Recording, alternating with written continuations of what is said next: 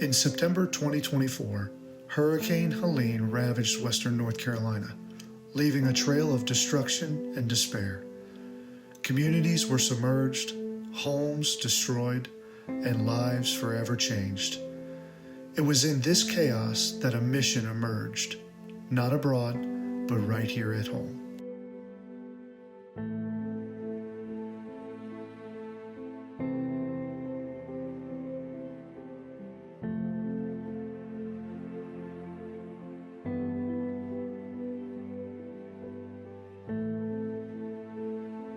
Unbelievable to see the damage. I mean, driving from Lake Lure to Chimney Rock, seeing the debris, seeing houses gone, literally gone, seeing other houses destroyed and laying there in a pile of ruins, seeing Main Street covered with a couple of feet of mud, both sides of Main Street where the stores were just lined with piles of debris, trees and other debris, cars.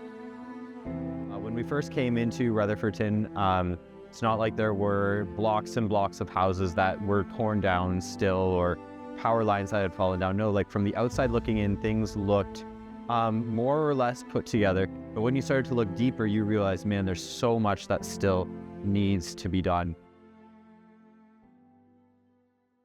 So last summer, we were talking about going on this mission trip down to Columbia.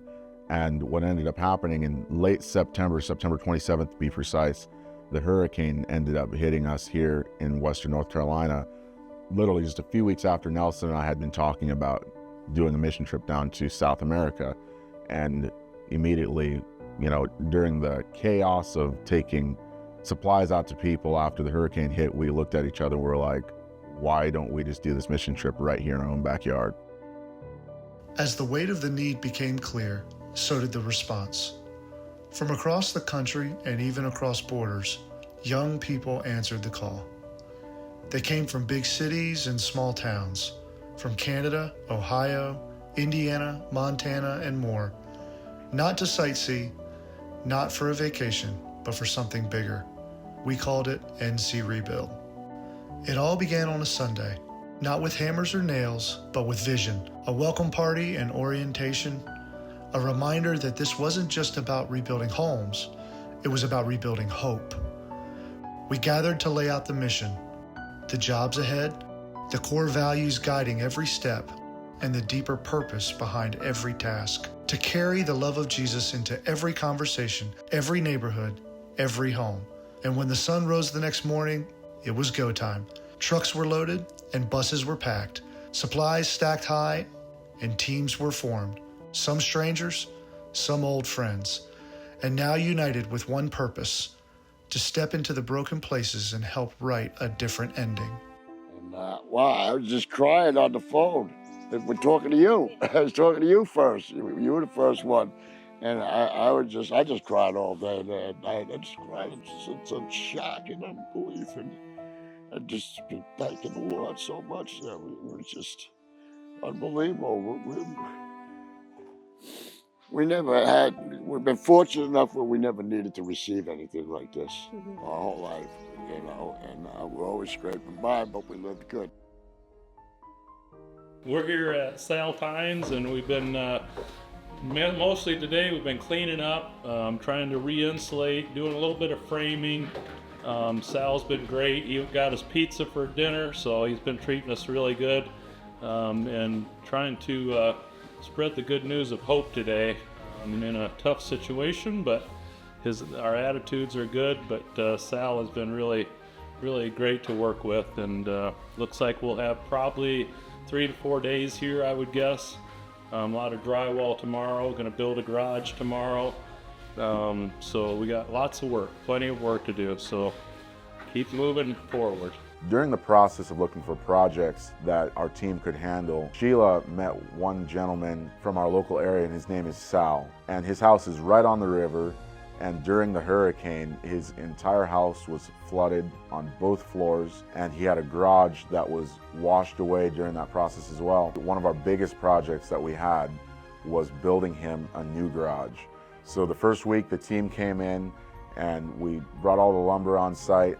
They went out, framed the garage, and got the roof on the first week.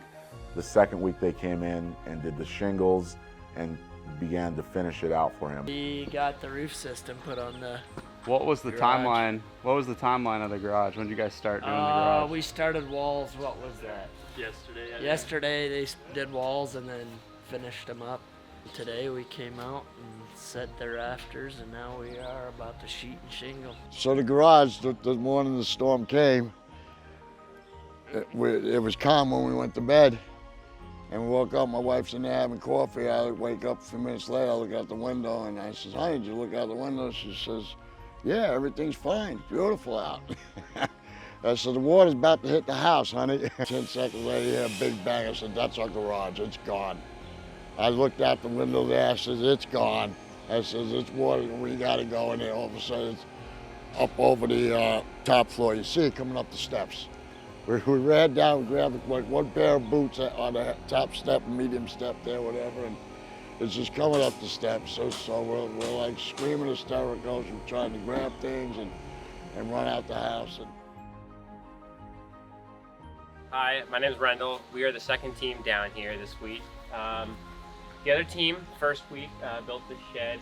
They put the sheeting on and everything like that, and then we put the soffit, the fascia. We just finished shingling, capped the roof, and they're putting some of the finishing touches on the front end with the gables, stuff like that. So it's a really good time down here. Pretty cool that we're able to help out the guy that lives here and do some work for him. So. I got a lot of hope now, and we're gonna try and make it through. We're all gonna make it through. There's no question about it. But you guys gave me so much hope, and I don't know if I would have ever gotten completed if there wasn't good people like you around. I really don't know. It would have taken a very long time. It should have been a 90-day job. You know, I should have been able to get my wife back in this house in time, and I couldn't.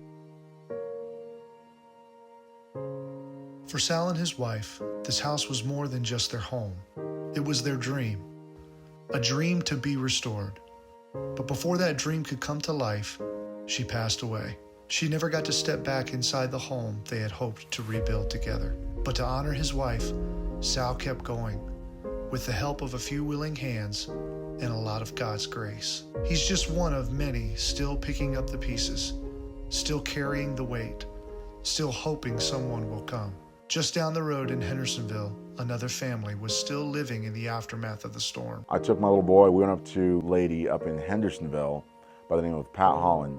And from the outside looking in, honestly, it looked like her place was perfect. Until you got into her basement and you could see the watermarks like on the wall were probably 5 to 6 feet deep.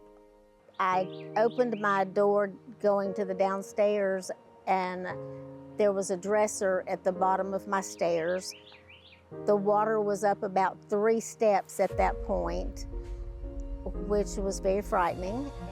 Yep, and you have a sheet that's right here. Just a little piece. It's a lot smaller, so it's not It's just a little. From the time they pulled in the driveway, they hit it, they did work, they put up sheetrock, all new insulation.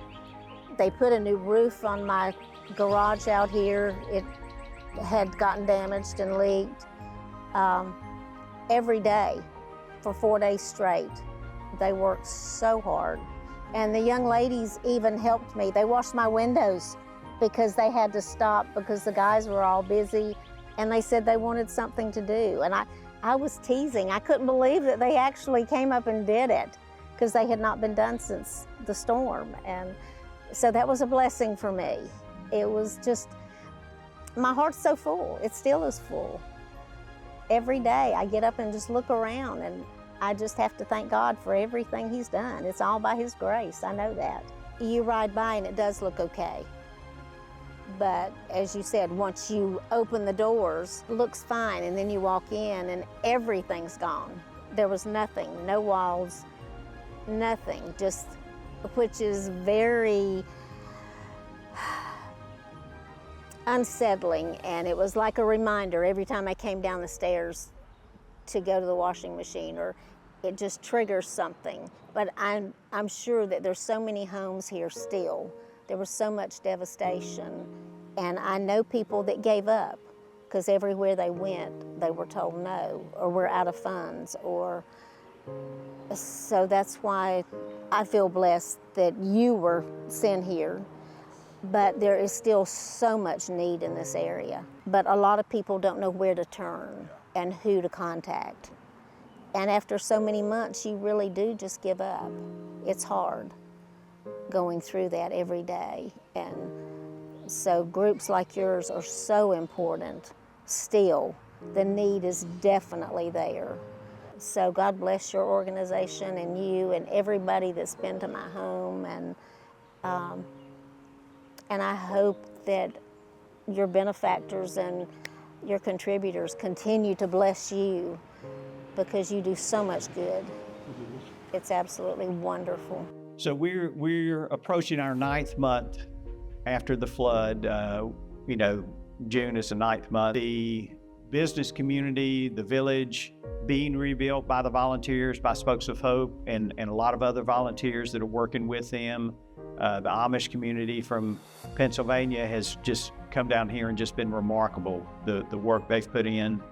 So we've gotten a lot of input, a lot of love poured into this village from a lot of sources, and we're just so grateful for that.